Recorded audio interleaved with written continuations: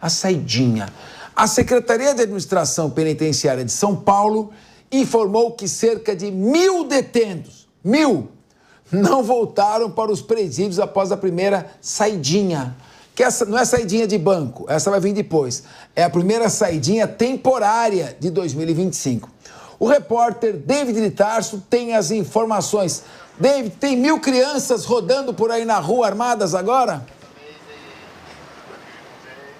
Pois é, Capês, boa tarde a você, boa tarde a todos da bancada e quem acompanha também a programação da Jovem Pan News. Saidinha esse diminutivo porque deveria ser um período curto, né, desse benefício dados aos detentos dos mais de 29 mil que ganharam as ruas desde o dia 11, deveriam retornar no dia 17 deste mês, mas 1.058, exatos 1.058 presos não retornaram então para as penitenciárias do estado de São Paulo. Inclusive a Jovem Pan News adiantou essa informação com exclusividade sobre quantos detentos que foram até as ruas, né, com o benefício. Lembrando que o benefício é uma autorização da Justiça para aqueles que cumprem pena no regime semiaberto.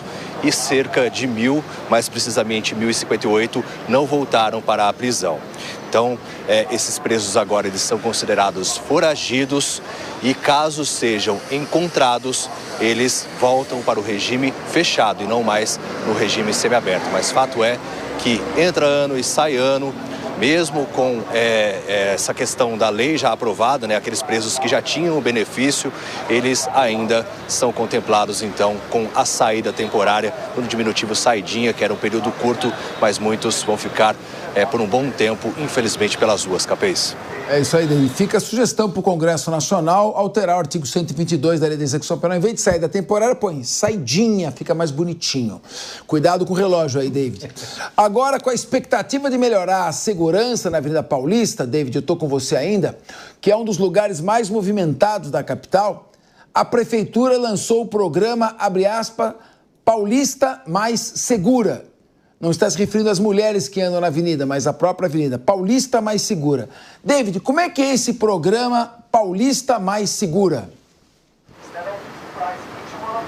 Capês, até a gente, se nós observarmos em volta, a gente vê bastante viatura da Guarda Civil Metropolitana atuando, porque agora serão várias viaturas num trecho aí de 3 quilômetros, né, de extensão da Avenida Paulista, além do quadrilátero que compõe aqui toda a avenida, Rua Augusta, de onde nós falamos ao vivo aqui bem próximo, porque esse ponto da Avenida Paulista estava tendo muitos problemas relacionados a furtos e roubos de celular. Eu, inclusive, quase fui vítima de um furto, passou um ciclista, tentou puxar o meu celular, ainda bem que a gente fica atento quando sai para a rua, sempre segura o celular com mais firmeza, porque sabe que esse ponto é muito crítico. Então, a média, segundo a Secretaria de Segurança Pública, entre agosto de 2024 e janeiro de 2025, só para a gente ter uma dimensão dos números, foram registrados em um único mês, por exemplo, a média, né, dizendo sobre média, 31 furtos de celulares e 5 roubos, ou seja, a cada um dia, pelo menos um celular era levado. Com esses criminosos que agem de bicicleta, então você às vezes vai tirar o celular do bolso para responder alguma mensagem ou até mesmo para atender a alguma ligação e acaba tendo o celular levado. É um ambiente bem comum a Avenida Paulista para nós que trabalhamos na Jovem Pan, afinal a emissora fica aqui na Avenida Paulista, mas para as pessoas que vêm de fora, que não conhecem São Paulo, aqui é um importante ponto turístico e muitas pessoas querem realmente tirar fotos, querem vir até aqui. A gente até vê um grupo aqui, ó, de turistas que estão nesse exato momento recebendo instruções para que possam andar na Avenida Paulista. E entre essas instruções, muitos guias até orientavam: olha, fiquem atentos com os celulares. Caso vocês façam alguma selfie, olhem em volta para ver se não tem nenhum ciclista. Essa era a orientação que era dada. E agora, com esse programa da Guarda Civil Metropolitana, por meio da Secretaria, até hoje de manhã, o responsável pela pasta municipal, o Orlando Morando, falou sobre esse programa. Vão ser cerca de 60 câmeras, mais de 380 policiais municipais atuando nessa região para garantir a segurança durante os 7 dias da semana, para ter esse reforço. Vai ter cão farejador, vai ter cão robô, no programa Smart Sampa também atuando para identificar aquelas pessoas que estão foragidas da justiça, para tentar identificar, quem sabe, né, esses mais de 1.000 presos que ganharam as ruas, porque uma vez que eles estão foragidos, as câmeras identificam os policiais municipais recebem esse comunicado e dessa forma também podem atuar. Então é dessa maneira que vai funcionar esse monitoramento mais específico na Avenida Paulista para garantir a segurança e tentar evitar que furtos e roubos de celulares principalmente aconteçam, mas também outros crimes que infelizmente a gente vê na mais famosa avenida, posso dizer assim, do Brasil, né? A Avenida Paulista realmente é um ícone da cidade de São Paulo, da maior cidade do país, e infelizmente as pessoas que vinham até aqui, que circulam por esse importante ponto comercial também,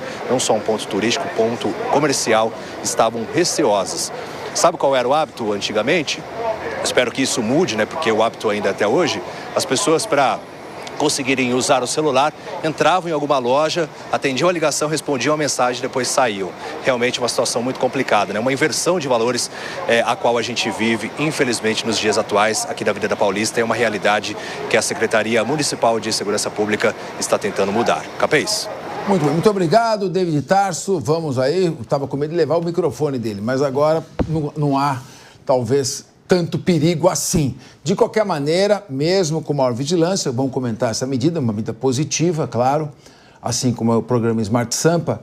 Mesmo assim, cuidado com o celular, não facilite nunca, preste sempre atenção. Há um ditado árabe que diz, faça 6 orações ao dia, mas não esqueça de amarrar seu camelo. Meu querido presidente da Associação dos Delegados de Polícia, André Santos Pereira. Santos Pereira, não Pereira Santos. André Santos Pereira. Como você vê, quer dizer, nesse trecho, pelo menos, que é a Avenida Paulista, que é um símbolo de São Paulo, as pessoas passam a ter um pouco mais de segurança. Sempre é positivo. Não podemos criticar uma coisa que é positiva, né? Dizer que, não, parabéns à municipalidade por esta medida. Agora, eu lembro uma vez, eu era promotor ainda, em 97, estava na promotoria do Patrimônio Público, fazia cidadania, e estava tendo aquela prática do trotuar, né? E trotuar é a prática pela qual as pessoas exibem seus corpos desnudos, oferecendo-os ao comércio carnal. E muitos transexuais, né? Para usar a linguagem moderna. A linguagem é adaptada à época, os transexuais. E nós temos um programa com a prefeitura, com a Polícia Civil, para tirar ali, porque era a luz do dia, passava criança na Lineu de Paula Machado. E aí ficou bem vigiado ali. Só que eles foram para a rua de trás. E ainda saiu uma manchete no jornal, Capês declara guerra aos travestis, quer dizer, ainda tive que enfrentar problemas na corregedoria com isso. Eu queria ouvir você sobre essa medida e já comentasse também, porque nós não podemos fazer isso, que é muito positivo e está de parabéns à prefeitura, mas não dá para fazer isso que está na Avenida Paulista em toda a cidade. Então, quer dizer, não dá para fazer policiamento ostensivo em todo local. Dá uma esperança como polícia judiciária. O que temos que fazer para que as pessoas andem com segurança, não só na Paulista, mas em toda a cidade, no estado e no país? Professor Capês, investigação qualificada e inteligência. Esse modelo de política de segurança pública voltado à saturação da área é muito importante, sim. Mas, como você bem pontuou, o criminoso ele muda apenas de local. Então, nós precisamos ir no foco, e buscar, investigar e identificar aqueles criminosos que, inclusive, são reincidentes. Portanto, uma política pública voltada para a investigação qualificada, para identificar esses autores e combater lá na ponta a receptação, acredito que é sim o caminho. Porque, como foi muito bem debatido, inclusive na eleição recente, sobre o ecossistema do crime organizado aqui no estado de São Paulo. Nós temos a receptação como o ponto final desse tipo de delito. Portanto, o roubo, o furto de celular, ele deságua na receptação e a gente precisa combater essas receptações. E um ponto importante, quando nós temos aí, do ponto de vista legislativo, um furto ou um roubo de um celular e esse arrebatamento do objeto na mão do cidadão ali, eu fico extremamente angustiado quando vemos alguém desclassificar um delito dessa natureza de roubo para furto. Se arrebatar o celular da mão de uma pessoa que está ali utilizando no meio da rua, que é pega despercebida, se isso não for uma violência, eu não sei mais o que é. Muito bem. José Carlos Blatt, dentro desse tema, você, como eu, você é do tempo do onça. como já diria. Na nossa época... Não pinta o cabelinho. Devia pintar. Então, veja bem, Blatt, nós somos do tempo que o toca-fitas de gaveta, você tirava o toca-fitas Rodstar do carro, que tinha tala larga, né? Não tinha ainda o vidro elétrico, nem direção hidráulica, mas tinha o toca-fitas raiz. Por que você tirava esse toca-fitas com a bandeja? Porque tinha mercado. Claro. O criminoso, o ladrão, quebrava o vidro e levava o seu toca-fitas para poder vender. Hoje, ninguém vai levar, a não ser que passe um colecionador ladrão e queira roubar ou furtar o toca-fitas. O doutor André Santos Pereira colocou bem, presidente da Associação dos Delegados de Polícia, foi policial militar, é delegado de polícia, foi investigador de polícia, hoje é delegado e preside a Associação dos Delegados. Não tem um plano? Não seria o momento das promotorias criminais se reunirem? O procurador-geral, juntamente com o secretário da Segurança Pública, o superintendente regional da Polícia Federal, comandante-geral da Polícia Militar, comandantes da Guarda Municipal, das Guardas Municipais dos Estados, tentar estabelecer um plano de atuação pragmático, porque conversa, ficar fazendo discurso, palestras, está cheio disso aqui. Não seria hora de fazer alguma ação efetiva? Ou vamos continuar tapando o sol com a peneira ou fazendo como Zeus fez com as virgens danaidas, obrigadas a tirar a água do mar com um tonel sem fecho? Bom, eu queria contar aqui uma rápida historinha que na época que eu estava no GAECO, eu quis fazer uma operação, e fiz uma operação que foi lá na Avenida Rio das Pedras, na Zona Leste, que tinham muitos desmanches. Durante 30 dias consecutivos, eu e a minha equipe do GAECO ficamos nessa avenida, né, fechando desmanches. Inclusive, foi uma operação muito bem sucedida, porque depois o próprio Sindicato das Seguradoras, nesse período que nós estivemos, foi fazer a aferição do número de furtos e roubos na cidade de São Paulo. Havia caído em 30% o número de roubos e furtos exatamente por essa operação. Abriu um desmanche, nós íamos lá fechar. Inclusive com policiais, fiscais, etc., fazendo essas operações. Então, me parece assim, os lugares são conhecidos.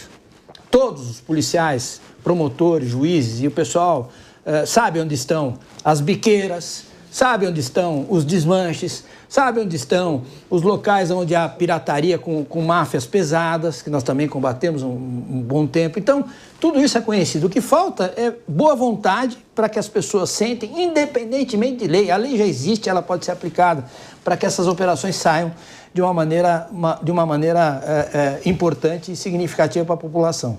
Eu só queria complementar um negócio que agora eu entendi a pena, como é que é? A pena justa. Tem a saidinha. Assim que pena justa? Fala. Então, tem a antítese, né? A saidinha é porque tem a entradinha, que é a pena justa. Entradinha e saidinha. Muito bem. E a gente, nadinha. Eu queria ouvir você, Marcelo Baroni. Bom, Capês, a verdade é uma só. A gente está, tudo bem, o roubo com emprego de arma hediondo é grave, o celular é roubado, o sujeito pratica latrocínio, esse vai ser preso. Só que tem um problema. Nós estamos falando do receptador. Receptador, normalmente, ele tem uma pena mínima. A pena do receptador é sempre ridícula. Então, o que aconteceu com o Estado? O Estado, ele pune o crime com violência ou grave ameaça, mas o que eu falei, o estelionato, a receptação, a apropriação indébita, o furto em residência hoje cabe acordo de não persecução penal. O cara entrou na sua casa, levou tudo, devolveu tudo, tá perdoado. Você confessa, você vai embora, você não vai ser reincidente, você não vai ter nada. Então, o Estado, ele acabou com os crimes de médio porte, de pequeno porte já não existia, que era a Lei 9.099. Ele acabou com esse ANPP, com os crimes de médio porte. E com isso, favorece a receptação. Então, o policial também não se sente motivado a ir pegar lá o receptador, porque ele fala, pô, o cara vai... Eu vou levar o cara vai sair na custódia de cara, vai ser mais rápido do que eu, porque ele vai pra custódia, o juiz vai soltar, porque é crime que não é cometido com violência. E ainda vão falar que eu prendo mal. E vão falar que eu prendo mal. Oferece o café e o agasalho pro preso. Só que essa situação tende a piorar se a gente não mexer. Por isso que eu falo, eu ainda acho que se a gente mexesse nessa legislação particularmente, a gente teria alguma saída para melhorar um pouco isso. Mas o Blatt tem razão. Também não vejo mais operações, também ninguém faz... Porque você também tem o crime organizado. Sim. Então, você poderia fazer operações e isso ser vinculado como crime organizado. Eu vi hoje na televisão que custa R$ 2.500 um celular, um iPhone 15. A mulher, aquele que matou o rapazinho lá, eles entregavam para uma mulher, ela pagava R$ 2.500 se o iPhone fosse o iPhone 15. Quer dizer, um terço do que vale numa loja. Agora, essa mulher vai pegar, se ela é receptadora, ela pega ou suspensão da 9.099, eu pego o NPP, devolver, não teve prejuízo. Ou seja, nós estamos brincando de fazer justiça. Aí depois, mas a polícia prende mal e a justiça é obrigada a soltar. Não é bem assim. Nós temos uma legislação ruim, às vezes a justiça solta mal, nem sempre. Eu sempre digo o seguinte, o Tribunal de Justiça de São Paulo é um tribunal muito sério. Os juízes que eu trabalho na Barra Funda são muito sérios. Seríssimos. Nós conseguimos diminuir o Pix, eu falo isso para vocês. O bandido de Pix, ele não sabia, ele achava que ele entrava no roubo e pegava uma pena de 5 anos e 4 meses. Quando eles começaram a cair na extorsão, no Pix era roubo e mais a extorsão em cativeiro, nós chegamos a condenar lá a 25 anos de prisão hediondo. Então, esse cara vai cumprir pelo menos 50%, 60% da pena para progredir de regime. Então, isso começou a dar uma diminuída. Por quê? Porque começou a cair o pessoal e começou a ficar esse pessoal na cadeia. Porque esse pessoal tem que ficar na cadeia, Capês. Não adianta você soltar o cara. Você tem que deixar o cara preso. Que aí para. Aí a criminalidade baixa. Mas entra e sai.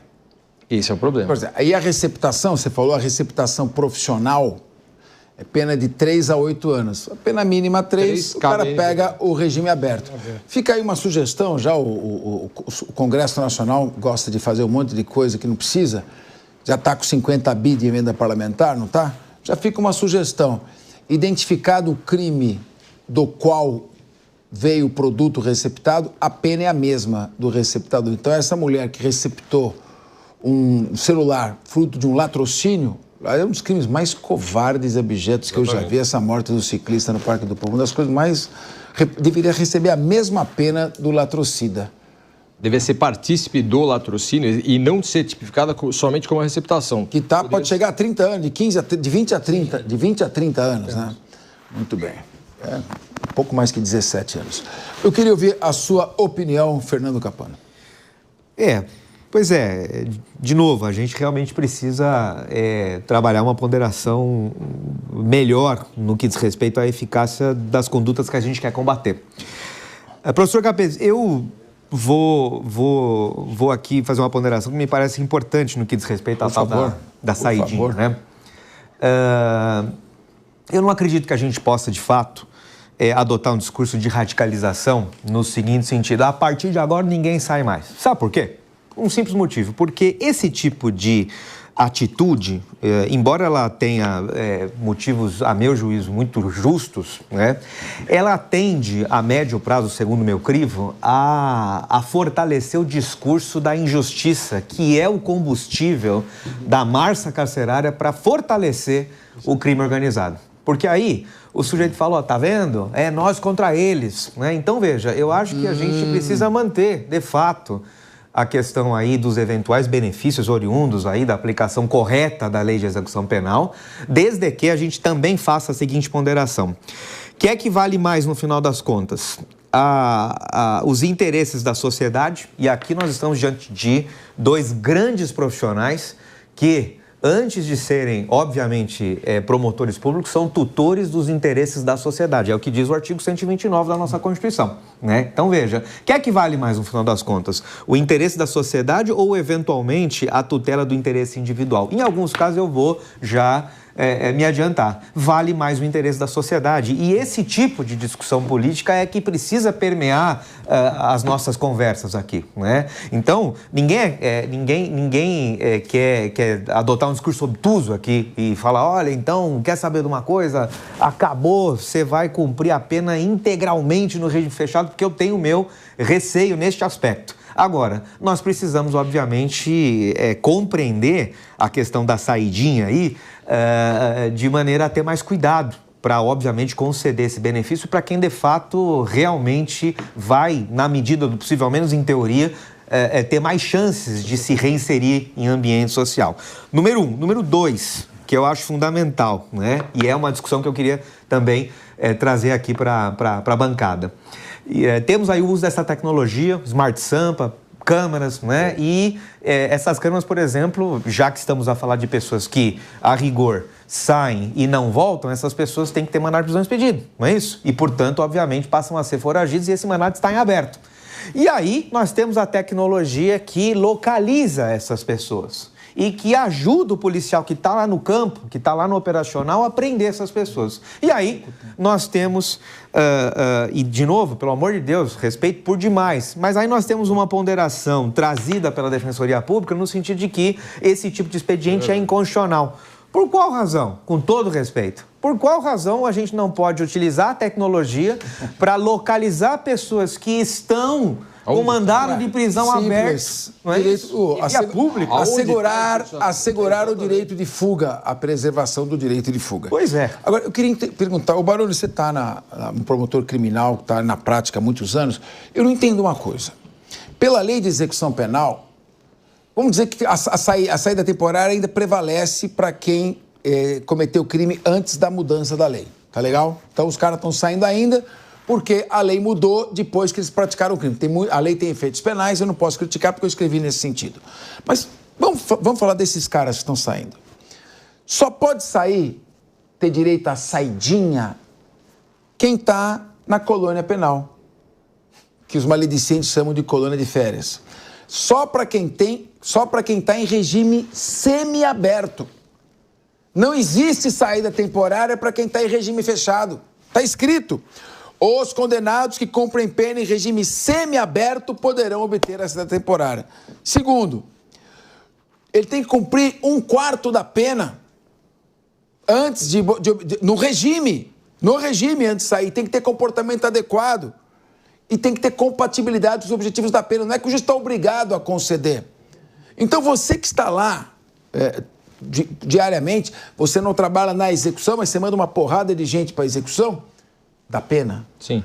Eu pergunto a você, por que eu estou vendo tanta gente sair do presídio, do estabelecimento carcerário, para saída temporária, se é só quem estivesse numa colônia penal, dormindo em alojamentos coletivos e dedicando-se a atividades agropastoris, que teria direito? Capês, eu acredito, como você falou, não trabalho na execução criminal, ainda bem, né? Porque pelo menos na criminal a gente vê a sentença, ainda vê a condenação. Na execução criminal é pior.